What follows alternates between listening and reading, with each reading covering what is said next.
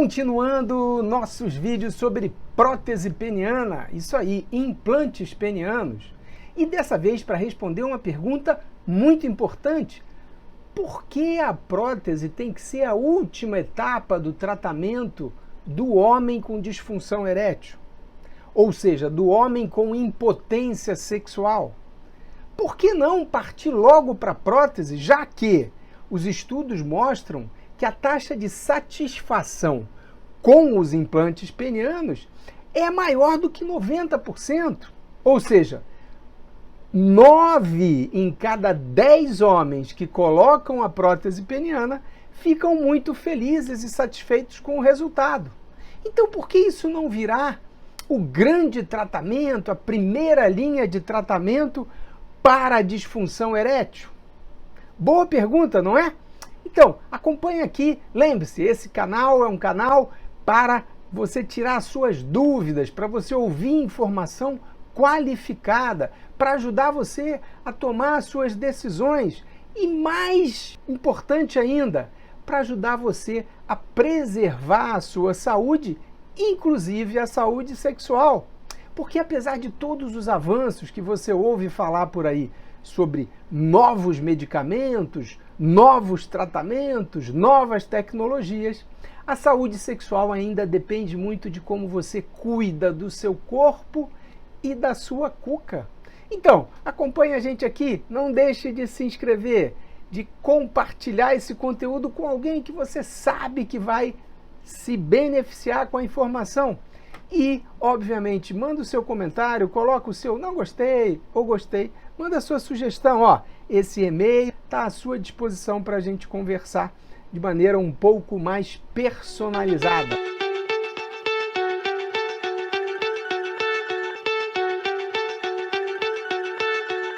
Bem, por que a prótese não deve ser a primeira linha de tratamento para o homem que tem impotência sexual ou disfunção erétil? Ou seja, o homem que não está conseguindo uma rigidez do pênis suficiente para a penetração, por que ele não parte logo para colocar uma prótese maleável ou, como agora vocês já sabem, um dispositivo como esse, as chamadas próteses infláveis ou de 3 volumes. 3 volumes por quê, Dr. Walter? O reservatório, os cilindros, que diferente da maleável, que é duro, maciço, o cilindro da inflável, ele é oco, ele se enche com o líquido que está no reservatório a partir do acionamento de uma bombinha como essa, que fica escondida, oculta lá dentro da bolsa escrotal. Então, as infláveis ou as maleáveis são exemplos de próteses penianas ou implantes penianos, tudo sinônimo, a mesma coisa. Às vezes essas palavras um pouquinho mais complicadas afastam a pessoa que tem o principal interesse em descobrir, em entender um pouquinho melhor sobre o assunto, de receber o que realmente faz diferença. Então, por que não pode ser primeira linha? Então eu vou dar aqui algumas razões com o objetivo de proteger o paciente. Primeira razão importante: a prótese é uma substituição da ereção, a maneira com que o pênis fica rígido. A prótese substitui, mas não consegue imitar a natureza. A natureza é perfeita, o corpo humano, como eu sempre digo, é uma máquina complexa e perfeita. Então, esse mecanismo mágico da ereção, vocês já sabem, ele depende de uma sanfona, de um material muito especial que tem lá dentro do pênis, que a gente chama tecido erétil. Então, para o tecido erétil poder produzir a ereção, é necessário a participação de uma porção de componentes do nosso organismo. O cérebro tem que estar bom, a cuca tem que estar boa, os nervos têm que estar funcionando bem, a circulação do sangue tem que estar boa, é necessário um ambiente hormonal adequado e também é muito importante que o tecido erétil esteja saudável. Quando a gente pensa em colocar uma prótese como essa, maleável, ou um outro exemplo, uma prótese como essa, as infláveis, Veja, para colocar esses cilindros lá dentro, a gente tem que deslocar. A gente danifica o tecido erétil.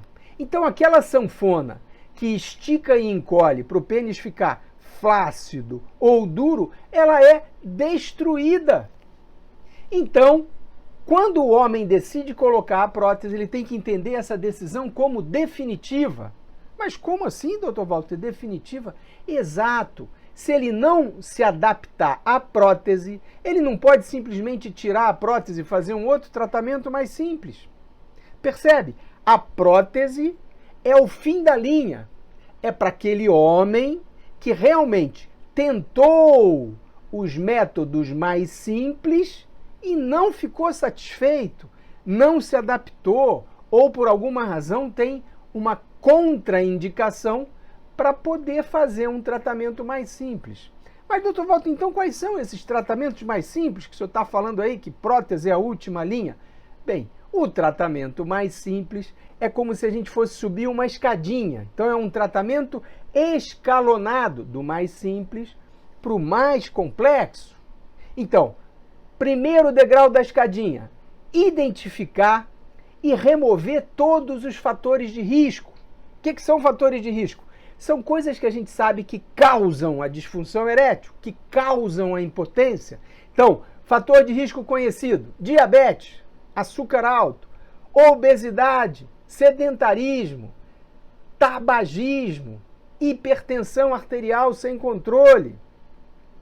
Todos esses fatores, se não tratados adequadamente, acabam levando a um quadro de impotência sexual. Mas por que, doutor Walter? Porque esses fatores prejudicam a circulação do sangue. O pênis, quando está flácido, está indo pouco sangue para o pênis, o tecido erétil está murchinho, vazio.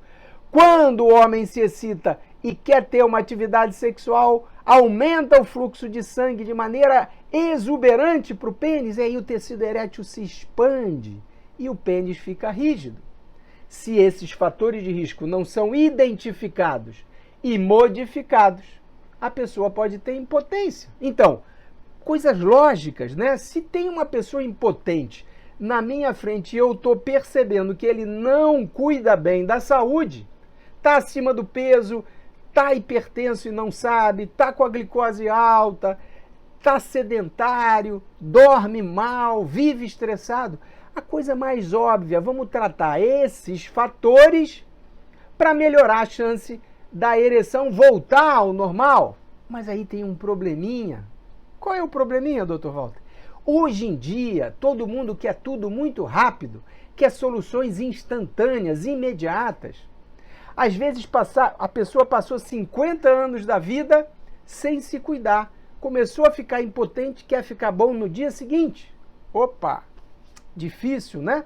E isso é que leva à medicalização excessiva dessa área que a gente trabalha, que é a sexualidade. Então tem coisas da parte da impotência sexual que podem ser resolvidas de forma mais simples. Então, primeiro degrauzinho, melhorar os hábitos de vida, identificar e remover os fatores de risco. Então o médico tem que verificar a pressão, tem que ver como é que está o açúcar, tem que ver se o colesterol está muito alto, etc, etc.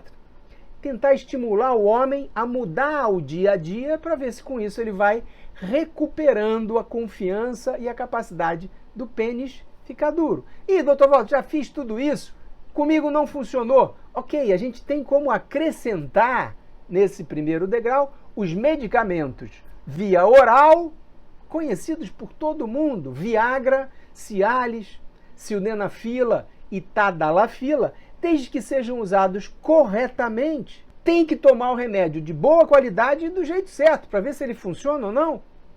Senão está literalmente queimando o remédio. Quem pega o comprimido Viagra, toma 10 minutinhos antes de namorar e realmente tem disfunção erétil, não está tratando da forma correta. Ah, doutor Walter, eu pego a Tadalafila de 20, quebro no meio e tomo 30 minutos antes de namorar. Está fazendo tudo errado. Então o médico tem que orientar, prescrever, ensinar o paciente a usar da forma correta. Tem um vídeo no canal só sobre isso. Ah, doutor Walter, eu faço tudo, foi o senhor mesmo que me ensinou a tomar, eu tentei várias vezes, não consegui, meu casamento está acabando. A gente então sobe um degrau na escadinha e a gente pode usar medicamento injetável. Isso, não, injetável no pênis, no meu nunca vou injetar nada. Bobagem, é um tratamento muito antigo, antes mesmo do Viagra e do Cialis já existia e altamente eficaz, desde que o paciente quebre alguns obstáculos, perca o medo. O médico é que tem que aplicar a primeira vez no consultório, desmistificar essa forma de tratamento, que pode sim estimular o tecido erétil de maneira muito mais poderosa do que um comprimido de 100 miligramas de sildenafila, do Viagra, ou um comprimido de 20 miligramas da tadalafila, do Cialis, que são as doses máximas desses medicamentos. Então, o injetável seria um degrau acima, mas por que um degrau acima? Porque é um pouquinho mais complexo. Realmente, não é nada fisiológico, antes de começar a namorar, aplicar um remédio no pênis. Mas é muito melhor do que você, que está frustrado, que não consegue namorar, passar pelo dissabor de novamente não conseguir uma ereção e deixar a sua parceira ou parceiro decepcionados. Você vai ficar frustrado, vai ficar ainda mais depressivo. Então, o tratamento injetável é muito eficaz, mas está um degrau acima. Ah, doutor Walter, e a bomba de vácuo? A bomba de vácuo é ótimo, é um complemento que pode ser usado junto com a medicação oral, pode ser usado junto com a medicação injetável. Tem paciente que usa o injetável em algumas semanas e também consegue uma resposta razoável com o medicamento oral. Ou seja, esses tratamentos mais simples são intercambiáveis. Por quê? Porque o tecido erétil está ali saudável e responde às mudanças de hábito. A quem decidiu, agora eu vou emagrecer, perde 20 quilos, deixa de ser diabético, melhora a pressão arterial. Esse que estava com uma resposta péssima ao remédio oral pode, de repente, começar a responder bem. E imagina se essa pessoa decidiu colocar a prótese lá quando estava acima do peso, sedentário, fumando, depressivo, não dormia bem. Compreendeu? Às vezes, a prótese pode ficar para anos, anos e anos lá na frente, quando realmente nenhum tipo de tratamento deixa a pessoa satisfeita. Ah, doutor Walter, então eu sou obrigado a tentar a medicação oral, ao injetável, a bomba de vácuo? Não, definitivamente não. Aqui o papo é totalmente diferente de colocar um médico como o senhor da razão. Hoje a informação está disponível para todo mundo. Qual o problema? A informação está embaralhada, está cheia de gente com interesses secundários, tem muita coisa que é inadequada para quem nunca estudou e entende os meandros dessa área. Então, o médico ajuda apenas na orientação. Então, o que eu defendo é que o paciente, o homem que tem disfunção erétil, conheça esses degraus e, se ele for tentar, que tente da forma correta. Isso depende muito do médico que vai prescrever, orientar, propor o tratamento, fazê-lo da forma correta. Se preocupar que o paciente faça tudo direitinho para não queimar nenhuma etapa. Mesmo que o médico vá ganhar muito dinheiro em colocar a prótese, ele tem que ser ético nesse sentido de explicar e oferecer para o paciente o tratamento mais simples primeiro e reservar esse da prótese, que é um tratamento definitivo, para uma etapa mais para o futuro. Ah, doutor Walter, eu já conheço a medicação oral, já tentei, o injetável eu entendi o que é, mas eu não quero para mim, eu decidi pela prótese. Ok. Esse amadurecimento da decisão que você toma tendo acesso à informação qualificada é perfeito. E isso é o correto, é você decidir sobre o seu corpo. Ninguém te conhece, entende disso melhor que você mesmo. Mas encontre um bom profissional de saúde que possa te dar os elementos necessários para você chegar a uma decisão. E se for a prótese, opa, eu sou fã das próteses, coloco com bastante frequência e acho que sim, quando elas são bem indicadas, a taxa de sucesso é fabulosa, mas tem que entender que é um tratamento definitivo. Se você colocar uma dessas, vai ficar com ela para o resto da vida. A prótese vai ser a sua companheira. Então, você tem que estar muito bem orientado para chegar a essa decisão e desfrutar de uma nova etapa da sua vida sexual com muita satisfação, ok? Lembrem-se, tem vídeos sobre as próteses, eu vou continuar falando sobre implantes penianos e daqui a pouquinho, novidade lá no site, um e-book com tudo isso que eu estou conversando com vocês, resumido, numa linguagem simples e direcionada para você que está aí cheio de dúvida e ainda não decidiu como resolver as suas questões, ok?